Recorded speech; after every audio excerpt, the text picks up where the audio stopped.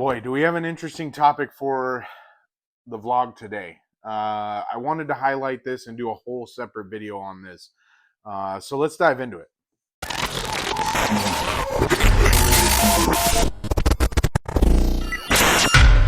What's going on, guys? Walter with the RC Addiction Vlog. Guys, welcome back to the channel. Welcome back to the RC Vlog. Guys, I attended the round 4 of the Fall Brawl series this weekend up at Rick's, and one of the things that I had wanted to highlight, and I really wanted to do a whole video on just this scenario that we had up at Rick's this weekend, and the topic is tech for RC cars and having to pass tech to be able to race. And one of the things that came up, we had gotten through both of our heat races on Saturday. All the groups were finished. We were getting ready to post mains, and the RD announced that if you wanted to race in the mains, you were going to have to pass tech. And I have never seen so many RC racers scramble. And when I say scramble, I mean literally taping quarters underneath their batteries to make weight. And I'm guilty of that, okay?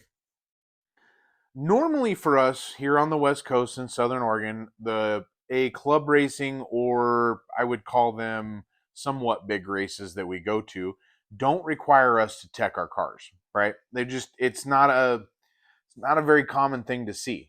And we're not used to it. We're not used to it, which in a sense makes us not really pay attention to whether or not our cars would pass tech or not. And I feel I was victim to this by 100%. So obviously you guys know, after watching my recap video, I raced 21.5 stock buggy, 2-wheel drive buggy, and 13.5 stadium truck. Okay.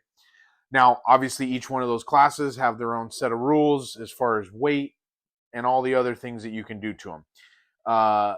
When they announced that they were going to do tech, I was like, oh boy, I better I better take a look at my cars.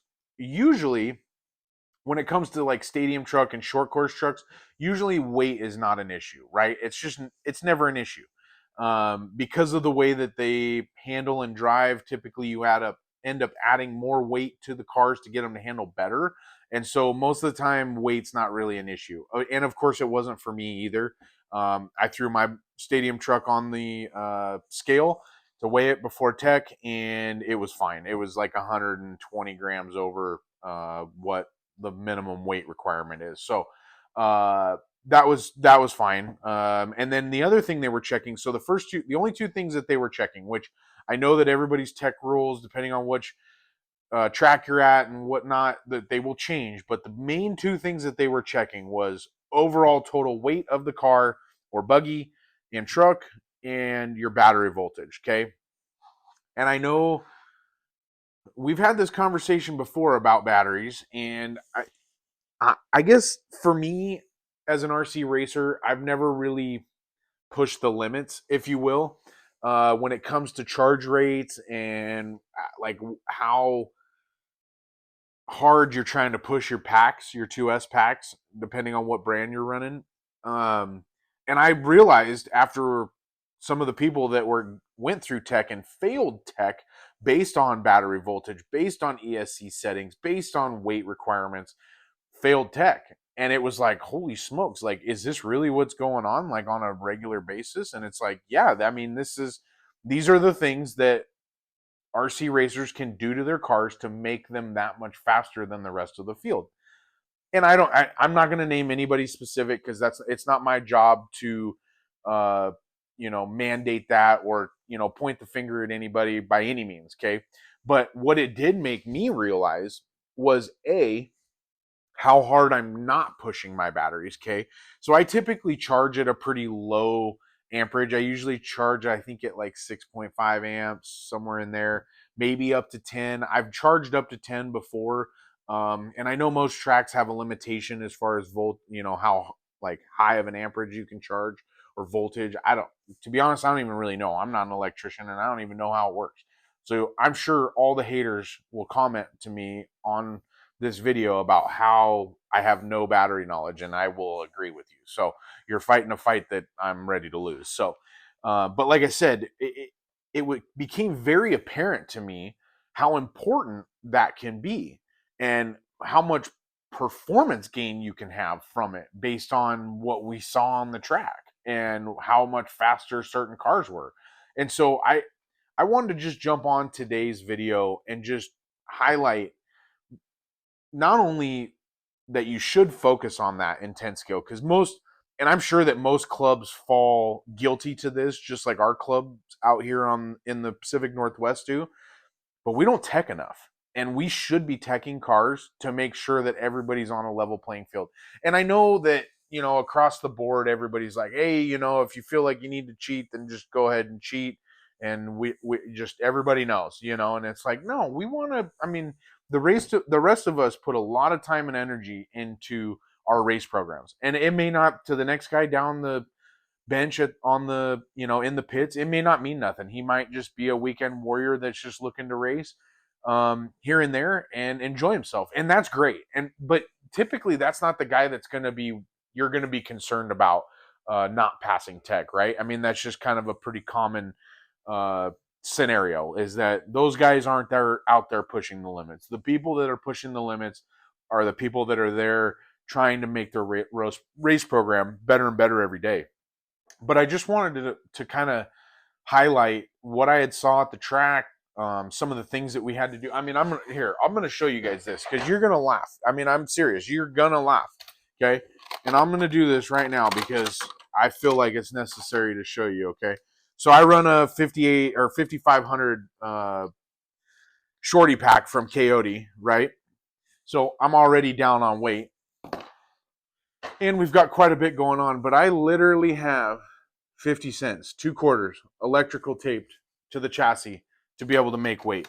And I did that out of a scramble because I didn't have a second ESC weight to swap out that was heavier. I run pretty much all these shorty packs because they seem to work the best and save too much weight, if that's a thing. So, learned real quick that my buggy wasn't that far underweight. Obviously, 2 quarters don't weigh that much as far as how many grams they weigh, but I was able to pass. I think you're supposed to be 1774, I believe, and I will put in the text below, or I'll do a screenshot of the Roar rules, but I believe it's 1774 is the minimum weight for 2-wheel drive buggy, whether it's 17.5 or 21.5. And then I think it's 18 something for stadium truck, and I was well over on stadium truck. I wasn't really worried about that, but after weighing my buggy the first time, I was about 30 grams underweight, and I didn't realize it. Like I just didn't know it. I never weighed my buggy, and it made me realize how much I need to be paying attention to it, and I hadn't been. So, this video isn't to highlight anybody's failures or accomplishments. I really wanted to point out that I think that we should be teching on a more regular basis, because I think it will make everybody kind of play by the rules, if that makes sense. I mean, I know that there's always these little cues here and there that allow you to, be faster, and that's what the hobby's all about, especially the racing side of this hobby. But it is good. It is good to make sure that we keep everybody on their toes, making sure they're playing by the rules. And I don't know. I watching everybody's faces and everybody's reactions, and then watching people that were just like, oh, I don't know what my ESC settings are. And we're like, I mean, you're not in blinking mode, so that had to be changed manually. It didn't just change automatically. So kind of funny to see people's reactions, see people kind of back up in their footsteps a little bit when it comes to that. So I kind of had a good laugh out of it, honestly. And I feel like it should be implemented more into club racing. And hopefully you guys like this video. This was more of just me being excited about how much I saw with the tech and what it really did and changed the playing field. So hopefully you guys enjoyed this video. If you did, make sure you smash that like button. And as always, guys, make sure you're subscribed to the channel.